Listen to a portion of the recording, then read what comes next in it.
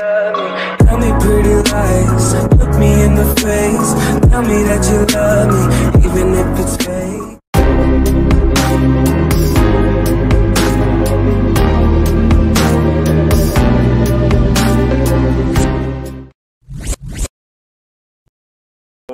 శ్రీమతే రామానుజాయ నమః.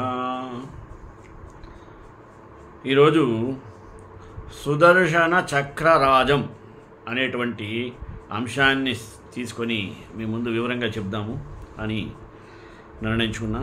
మొదటగా సుదర్శన షట్క పారాయణంలో 2 శ్లోకాలు. ప్రతిభట శ్రేణి భీషణ వరగుణస్తోమభూషణ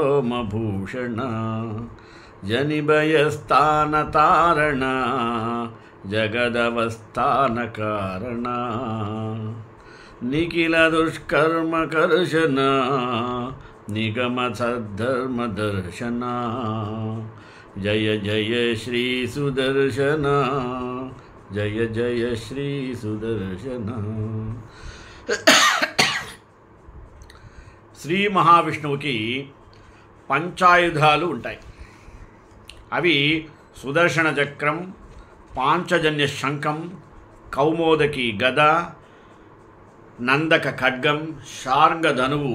అలాగే పంచాయుధ సూత్రంలో సుదర్శన స్తుత్యాత్మకంగా ఉంటుంది.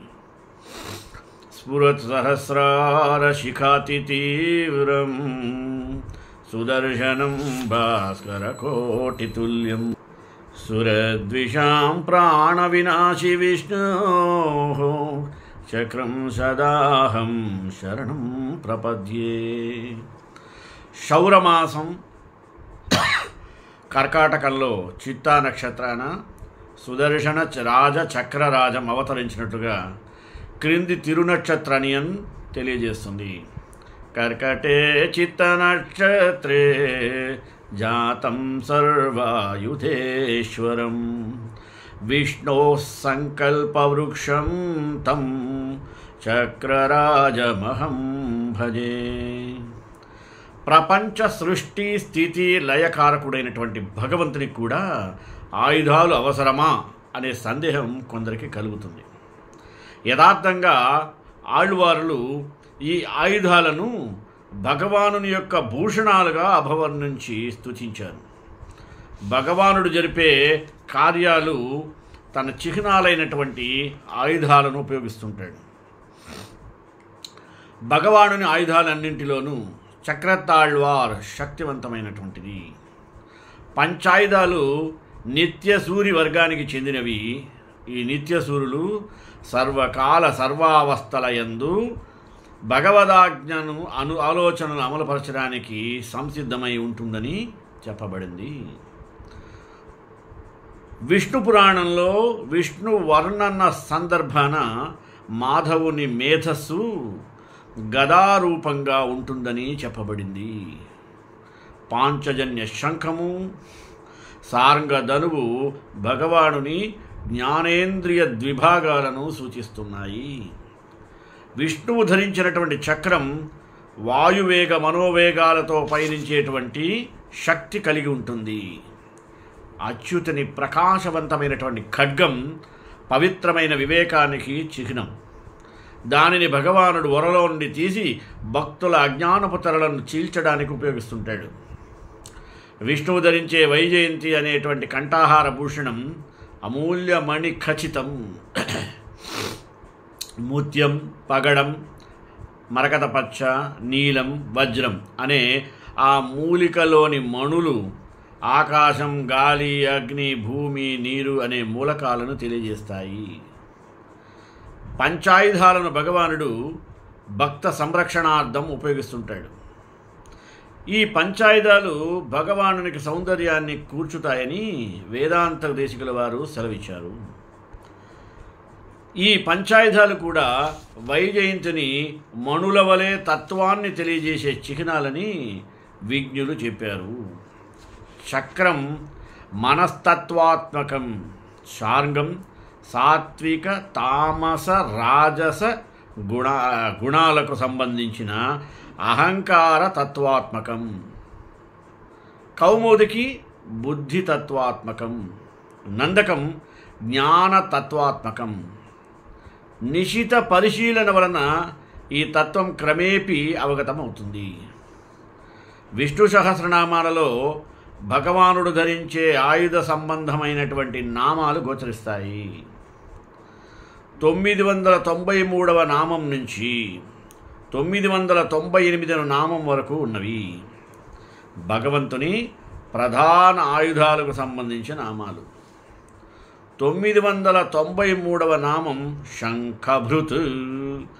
ఈ శంఖానికి పాంచజన్యం అని పేరు. ఇది అహంకార తత్వాన్ని తెలియజేస్తుంది. తామసం కూడా అహంకారమే. ఇది పంచభూతాల పుట్టుకకు తావు. ఇక 994వ నామం నందకి. నందక అనే ఖడ్గాన్ని ధరించడం చేత భగవానునికి నందకి అని పిలువబడుచున్నాడు. ఇక 995వ నామం చక్రి. చక్రం ధరించాడు కనుక చక్రి. 996వ నామం శార్ంగధన్వా. శార్ంగము అనేటువంటి ధనువు కలవాడు. 998 రథాంగపాణి. భగవానుడు ఒకానొక సందర్భమున రథచక్రాన్ని ధరించాడు. రథాంగం అంటే చక్రమని కూడా అర్థం ఉంది. అయితే చక్రాన్ని ధరించిన వాడు చక్రి కాగా రథాంగాన్ని పాణి ఎందు కలవాడు గనుక రథాంగపాణి. భారత యుద్ధంలో ఎలాంటి ఆయుధాన్ని ధరించనని కృష్ణుడు అర్జునుడికి చెప్పి ఉన్నాడు. అయితే యుద్ధం 9వ రోజున రథచక్రాన్ని పాణియందు ధరించి అర్జునుడిని ప్రేరేపించి ఉత్తేజుడిని చేసేందుకు భీష్మ సంహారానికి సంసిద్ధుడవుతాడు. ఆ దృశ్యం అంపశయ్యపై ఉన్నటువంటి అంతిమ గడియల్లో కూడా మెదలడం చేత భీష్ముడు ఆ నామాన్ని విష్ణు సహస్రనామంలో చేర్చి ఉంటాడు అనుకోవచ్చు. విష్ణు సహస్రనామంలో సర్వప్రహరణాయుధ అని నామం ఉంది.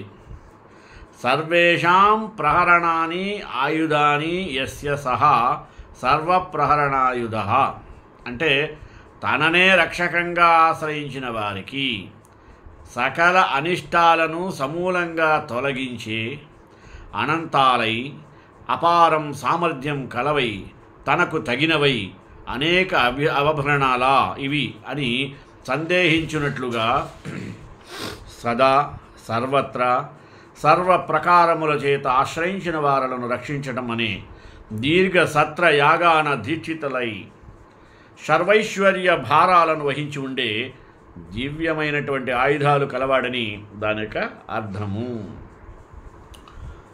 పూర్వపు దినాలలో విష్ణు సహస్రనామంతో పాటు పంచాయుధ స్తోత్రం కూడా పారాయణ చేసేవారు. అంటే పంచాయుధ స్తోత్రాన్ని ఎవరైతే పారాయణం చేస్తారో లేదా పఠిస్తారో వారు పాప భయ విముక్తులవుతారని ఫలశ్రుతిలో చెప్పబడింది. అంటే అరణ్యంలో యుద్ధంలో అపాయంలో ఉన్న సమయాన పంచాయుధ స్తోత్రం జపిస్తే వారికి భగవానుడు పూర్తి రక్షణ కల్పిస్తాడని నమ్మకము. రామానుజ నూట్రందాది అనే ద్రవిడ ప్రబంధంలోని 33వ పాశురంలో మహావిష్ణువు పంచాయుధాలు ప్రపంచాన్ని రక్షించేందుకు శ్రీరామానుజులుగా అవతరించాయని దానికర్త తిరువంగత్త ముదనారు గారు చెప్పారు. స్వామి దేశకుల వారు కూడా యతిరాజ సప్తతిలో ప్రభువైన విష్ణువు యొక్క పంచాయుధాలు రామానుజులుగా అవతరించాయన్నారు. అంటే పంచాయుధాల బొమ్మలను చిత్రించిన దండను పసిపిల్లల గొంతులో రక్షగా వేసే ఆచారం తమిళనాడులో ఉండేది. ఈ ఆచారాన్ని తమిళుల పూర్వ రచనలు కూడా ఉదాహరిస్తున్నాయి. ఉదాహరణకి కంభరామాయణంలో ఈ విషయం తెలియజేయబడింది. పంచాయుధ తాళి బాలరక్ష. అయితే పంచాయుధ స్తోత్రం పెద్దవారిని రక్షిస్తుందని భావించవచ్చు. అలాగే దీనిని ఎప్పుడు కూడా అపార్థం చేసుకోరాదు. పెరియాళ్వార్ తిరువాళ్మొഴി పాశురంలో శ్రీ మహావిష్ణువు కృష్ణావతారంలో ఉన్నప్పుడు గొంతులో పంచాయుధం చిత్రిత హారం వేసుకొని ఉన్నట్లుగా వర్ణించబడటం ఈ సందర్భాన స్మరణీయమైనది. పంచాయుధాలు, వాటి పుట్టు పూర్వోత్తరాల గురించి మనం తెలుసుకుందాం. పాంచజన్యం మొదటిది. ఓ బలవంతుడైనటువంటి అసురుడు శంఖంలో నివసిస్తుంటాడు. అందువల్ల అతనిని పంచజనుడు అని పిలుస్తారు. సాందీపుడి యొక్క ఆశ్రమంలో శ్రీకృష్ణుడు, బలరాముడు విద్యాభ్యాసం చేస్తూ ఉంటారు. వారి విద్యాభ్యాసం పూర్తి అవుతుంది. ఆ సందర్భంలో పంచజన అనేటువంటి రాక్షసుడు ప్రభాత తీర్థం దగ్గర స్నానం చేసేటువంటి సాందీపుని పుత్రుని ఎత్తుకుని వెళ్ళిపోతాడు. అసురుడు ఆ బాలుని తాను నివసించే శంఖంలో బంధిస్తాడు. తన పుత్రుని గురిదక్షిణగా తెమ్మని సాందీపుడు బలరామకృష్ణులను కోరతాడు.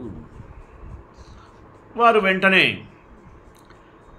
ఆ ప్రభాత తీర్థం దగ్గరికి వెళ్ళి వరుణుని ప్రార్థిస్తారు.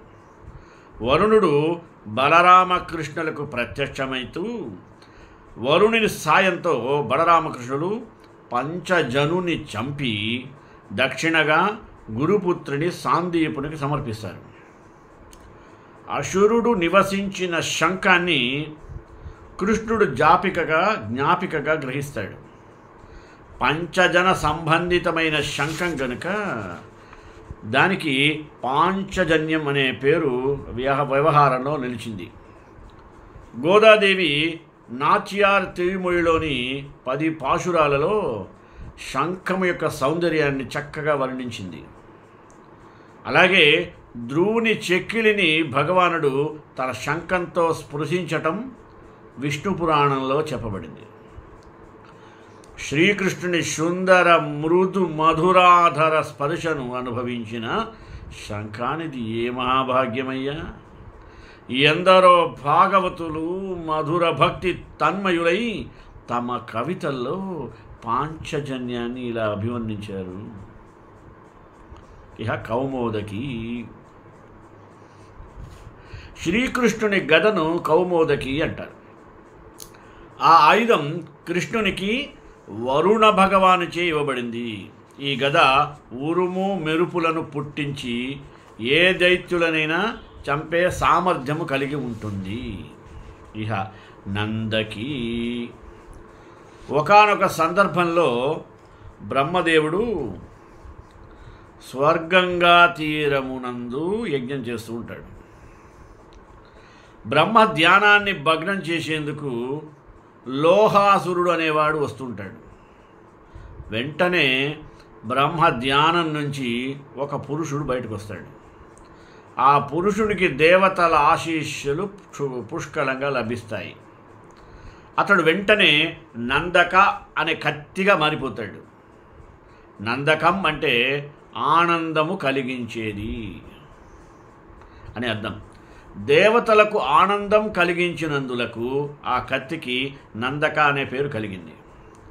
సరే, దేవతల కోరిక మేరకు నందకం ఖడ్గం విష్ణువుచే గ్రహించబడుతుంది. ఇక లోహాసురుడు నల్లని ముఖంతో 1000 చేతులతో దేవతలను గుంపు కూడనీయక చెల్లా చెదురు చేస్తుంటాడు. మహావిష్ణువు లోహాసురుని సహస్రహస్తాలను నరికివేసే ప్రయత్నం చేస్తాడు. నందకం తగలగానే లోహాసురుని చేతులు లోహంగా మారిపోతాయి. అది గమనించి విష్ణువు ఆ అసురుని సంహరిస్తాడు. అప్పుడు నందకం స్వచ్ఛమైన ఆయుధంగా అవతరించినని పురాణ గాథ.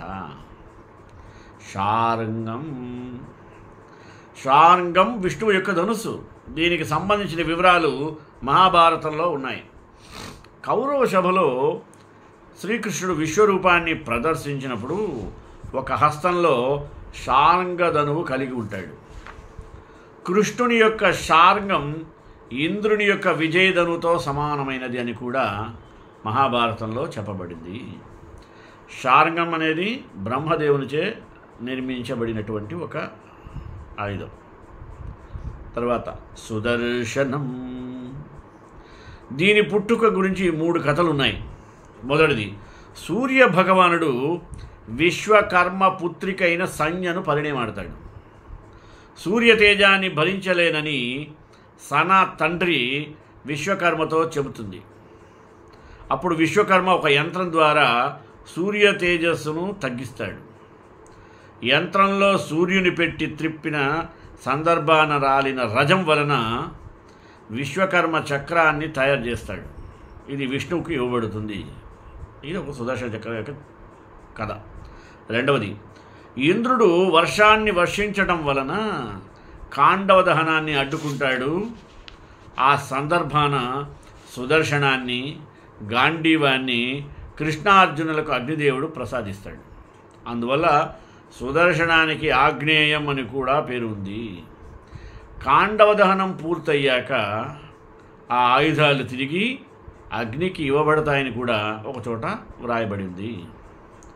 మూడవది, సుదర్శన ఆయుధాన్ని శివుడు కృష్ణునికి ఇచ్చినట్లు కూడా మహాభారతంలో కథ ఉంది, గాథ. నీటిలో నివసించే ఒకానొక దైత్యుని సంహరించేందుకు గాను చక్రాన్ని పరమేశ్వరుడు విష్ణువుకి ఇస్తాడు. దానిని శివుడు సుదర్శన చక్రం అని పిలుస్తాడు. సుదర్శనానికి సంబంధించినటువంటి చక్రం కనుక అది సుదర్శన చక్రం అయింది. ఇది వివిధ పురాణాల్లో చాలా గాథలు ఉన్నాయి దీని గురించి. కృష్ణావతారానికి ముందు కూడా ఇది ప్రయోగించినట్లకు పురాణ గాథల ద్వారా మనకి తెలుస్తుంది. సుదర్శన శక్తి ఉందే, అది మహాద్భుతమైంది. ఇది శత్రువుల అగ్ని వలె దహిస్తుంది. శత్రు సంహారం కోసం విష్ణువు ఎప్పుడైతే సుదర్శనాన్ని ప్రయోగిస్తాడో అప్పుడు అది సూర్య తేజో విరాజితమవుతుంది. శత్రు సంహారం చేసి తిరిగి భగవానునే చేరుకుంటుంది. మహాభారతం ఆదిపర్వం 16వ అధ్యాయంలో సుదర్శన చక్రాన్ని గూర్చిన వర్ణన కూడా ఉంది. శ్రీ వైష్ణవ సంప్రదాయం వారు సుదర్శన చక్రాన్ని ఏం చేస్తారంటే చక్ర తాళ్వార్ అని కూడా పిలుస్తారు. బ్రహ్మోత్సవంలో ముగింపు నాడు జరిగే చక్ర స్నానం లేదా అవభృత స్నానం చక్ర తాళ్వార్కే చేస్తారు. నిగమాంత మహాదేశకుల వారు సుదర్శనం యొక్క గొప్పతనాన్ని చాటి చెప్పారు. తమిళనాడు చెంగల్పట్టు జిల్లాలోని తిరుముషి గ్రామంలో ఒకానొకప్పుడు ప్రజలు తీవ్ర జ్వరంతో బాధపడుతూ ఉండేవాళ్ళు. ఆ సందర్భాన నిగమాంత దేశికుల వారు సుదర్శనాన్ని ఎంతో విశ్వాసంతో ప్రార్థిస్తారు. తను రచించిన రమణీయమైనటువంటి సుదర్శనాష్టకాన్ని పఠిస్తారు. అప్పుడు ఆ గ్రామస్తులు జ్వర పీడ నివృత్తులై ఆరోగ్యవంతులవుతారు. చక్రతాళ్వార్లు సర్వకాల సర్వావస్థల యందు కూడా భగవానుని సన్నిధానంలోనే ఉంటారు.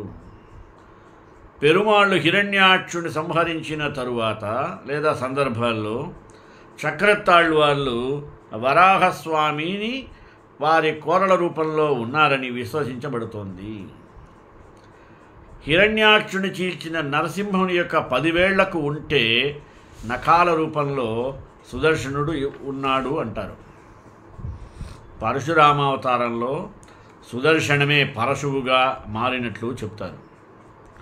రామావతారంలో సుదర్శనం ఒక జ్యోతి ఆకారంలో రాముని అంటిపెట్టుకొని ఉండేదట. రాముని విల్లు అంబులుగా సుదర్శనం అవతరించిందని కూడా చెప్తారు.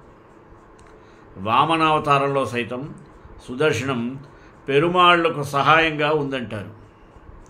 దీని ఆధారంగా పెరియాళ్వార్ రచించిన ఒక పాశురంలో కమండలం ద్వారా నీరు రాకుండా తేనెటీగ రూపంలో అడ్డూడినటువంటి శుక్రుని సుదర్శనుడు దర్భాషణ రూపంలో ఉండి తొలగించినట్టు చెప్పబడింది. ఒకానొక సందర్భాన శివపార్వతులు కైలాసంలో రత్నసింహాసీనులై ఉంటారు. పార్వతి ఏ మంత్రాన్ని జపిస్తే కార్యసిద్ధి కలుగుతుందని శివుని ప్రశ్నిస్తుంది. అప్పుడు పరమశివుడు పార్వతికి ప్రేమతో సుదర్శన మహామంత్రానికి అంతటి మహిమ కలదని తెలియజేస్తాడు. సుదర్శనం మహావిష్ణువునికి ఆయుధం కాగా సుదర్శనానికి 16 ఆయుధాలు ఉండటం విశేషం. నిగమాంత దేశికుల వారు సుదర్శనాయుధ స్తోత్రాలలో ఆ 16 ఆయుధాలను అభివర్ణించారు. ఆ స్తోత్రాన్ని ఎవరైతే పారాయణం చేయడం వలన సర్వ భయాలు తొలగిపోతాయని నమ్మకం. సుదర్శనం ధరించే 16 ఆయుధాల వివరాలు కుడివైపు నుంచి వరుసగా చక్ర, పారశు, కుంట, దండ, అంకుశ, నిస్త్రింశ, అగ్ని, శక్తి అని ఇది సైడ్ ఉంటాయి 8. ఇక్కడ లెఫ్ట్ సైడ్ నుంచి ఫస్ట్ వామహస్తాల్లో పైనుంచి క్రమంగా పాంచజన్య, శార్ంగ, పాశ, శీర, వజ్ర, గద, ముసల, త్రిశూల ఆయుధాలు. అంటే శత్రు సంహారం కోసం కృష్ణుడు ప్రయోగించిన సుదర్శనాయుధానికి సంబంధించిన ఆసక్తికరమైన కథలు చాలా ఉన్నాయి. గజేంద్ర మోక్షంలో మకర సంహారం, శిశుపాలవత, జయత్రతుని యొక్క సంహారం కోసం కృష్ణుడు సుదర్శన చక్రాన్ని సూర్యునికి అడ్డుపెట్టిన సందర్భము, అంబరీషుని దగ్గర అహంకారం ప్రదర్శించిన దుర్వాసిని తరిమికొట్టినటువంటి సందర్భము, పౌండ్రక వాసుదేవ సంహారము మొదలైనటువంటి ఘట్టాలలో సుదర్శన చక్ర ప్రయోగం జరుగుతుంది. ఈ గాథలన్నీ కూడా సుదర్శనం యొక్క గొప్పతనాన్ని వెల్లడిస్తాయి.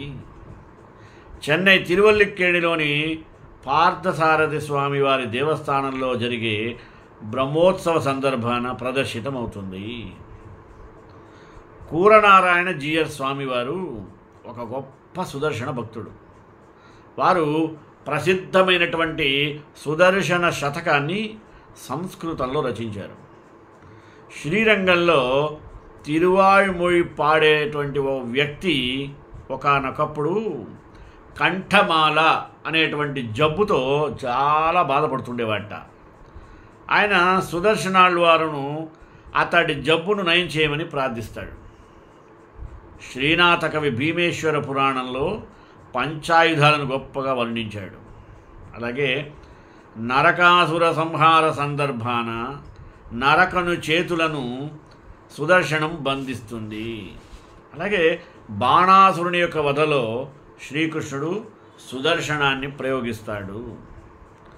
తిరువాళ్మొഴിలోని 4-1-8 పాశురంలో పెరియాళ్వార్ జయత్రథ సంహారంలో సుదర్శన పాత్రను అభివర్ణించారు.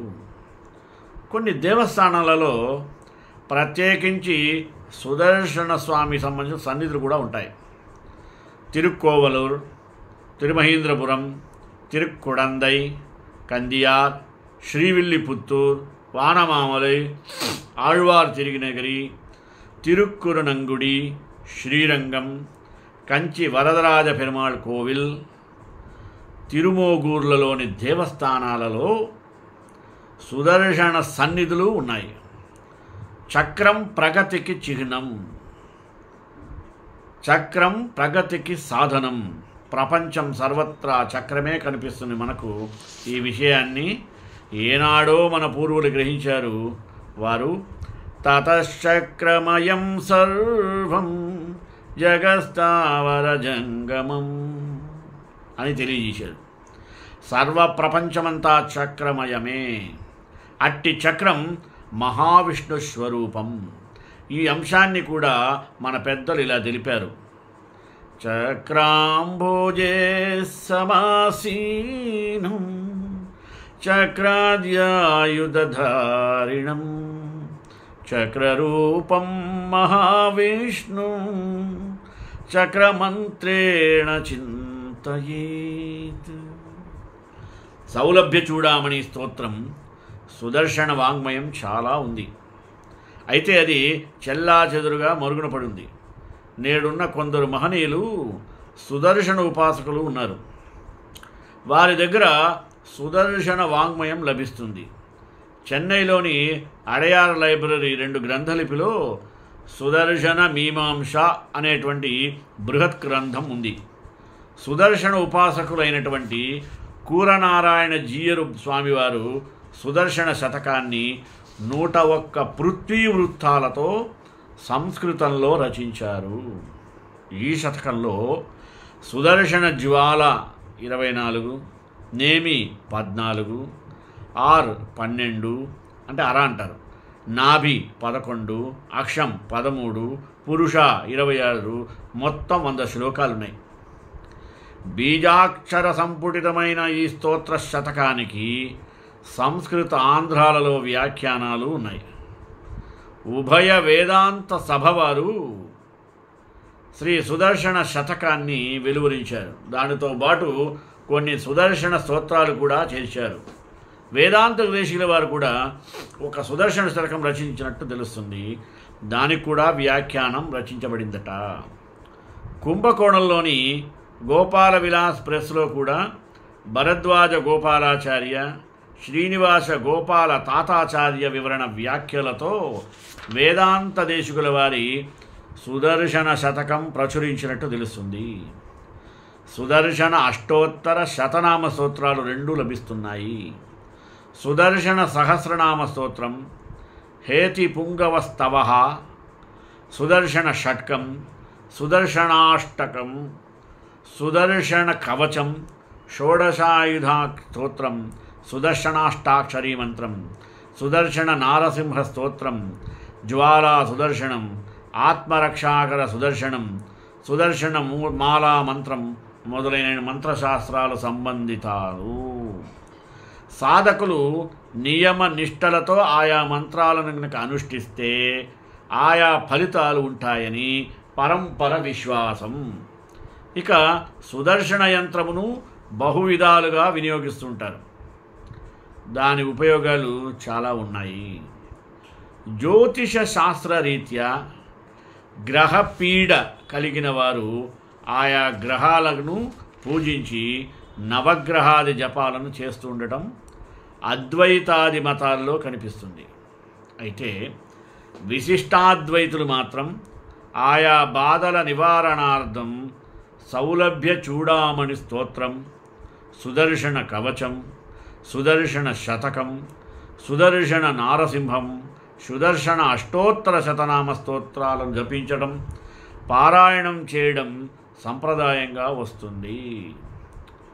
వైష్ణవ సంప్రదాయ పూర్వవర్తమాన పంచాంగాలను కనుక మనం పరిశీలిస్తే కూడా ఈ విషయం సుస్పష్టమవుతుంది. అందుకే కేవల విశిష్టాద్వైత సంప్రదాయ దేవాలయ పరిధిలో నవగ్రహాది ప్రతిష్టలు మనకు కనపడవు. కేవలము సుదర్శన ప్రతిష్టలు మాత్రమే దర్శనమిస్తాయి. అంటే సుదర్శన విగ్రహాలకు ముందు వైపు దర్శనమివ్వగా వెనుక వైపు నారసింహుడు దర్శనమిస్తాడు. సుదర్శన చక్రం ముందేమో సుదర్శనుడు, వెనకేమో నారసింహుడు. దుర్మాంత్రికుల బెడదను నివారించేందుకు శ్రీరంగ క్షేత్రంలో శ్రీ సుదర్శన నారసింహమూర్తి ప్రతిష్ఠించబడిందని పెద్దల మాట. నేడు కూడా శత్రుభయ నివారణార్థం సుదర్శన నారసింహ మంత్రాన్ని పారాయణం చేయడం అనేది ఉంది. పరవిద్యాభేదనం, వశీకరణం, ఆకర్షణం, సమ్మోహనం అనే పేరుతో లభిస్తున్న వివిధ సుదర్శన మంత్రాల ప్రయోజనం వాటి పేరే సూచిస్తున్నాయని వేరుగా చెప్పనవసరం లేదు. చక్రాంకనం కానివాడు శ్రీ వైష్ణవుడే కాదు. విశిష్టాద్వైత సంప్రదాయ గ్రంథాలు తెలుపుతున్నాయి. సర్వపీడా నివారణకు, సర్వ ఫలప్రదాల దాత సుదర్శన చక్రరాజ మహామంత్రం మహోన్నతమైనదని మహనీయుల యొక్క మాట. మంత్రశాస్త్రంలో చక్రషట్కం చెప్పబడింది. అవి కాలచక్రం, పురుష చక్రం, ప్రకృతి చక్రం, మహాచక్రం, అహంకార చక్రం, 6వది జగచ్చక్రం. ఏదైనా బాగా జరుగుబాటు ఉండే చక్రం బాగా తిరుగుతూ ఉందని అంటుంటాం. జరుగుబాటు లేకుంటే చక్రం ఆగిపోయిందని అంటూ ఉంటాం. అంటే మనకు తెలియకనే మన జీవిత చక్రంలో చక్రము చోటు చేసుకుంటూ ఉంటుంది. బీజాక్షర సంపుటితమైన మహాసుదర్శన మంత్రాన్ని నియమ నిష్టలతో గురుముఖత అభ్యసించి జపించాల్సిందే తప్ప సుదర్శన మంత్రాన్ని పూజించాలి. స్వధర్మే నిధనం శ్రేయ పరధర్మో భయావహ అనే గీతాచార్యుని ఉపదేశం అనుష్ఠేయం కదా. జాలాజ్వాల విభూషాయ సహస్రాదిత్య తేజసే శర్వాగహరిణే విష్ణో చక్రరాజాయ మంగళం. ఈ విధంగా సుదర్శన చక్రరాజం ప్రశస్తమైంది. శ్రేయకాంతాయ కళ్యాణ నిరే నిరేంద్రాం శ్రీ వెంకట నివాసాయ శ్రీనివాసాయ మంగళం. మంగళాశాసనపరేర్మదాచార్య పురోగమై సర్వైశ్చ పూర్వైరాచార్యై సత్కృతాయాస్తు మంగళం.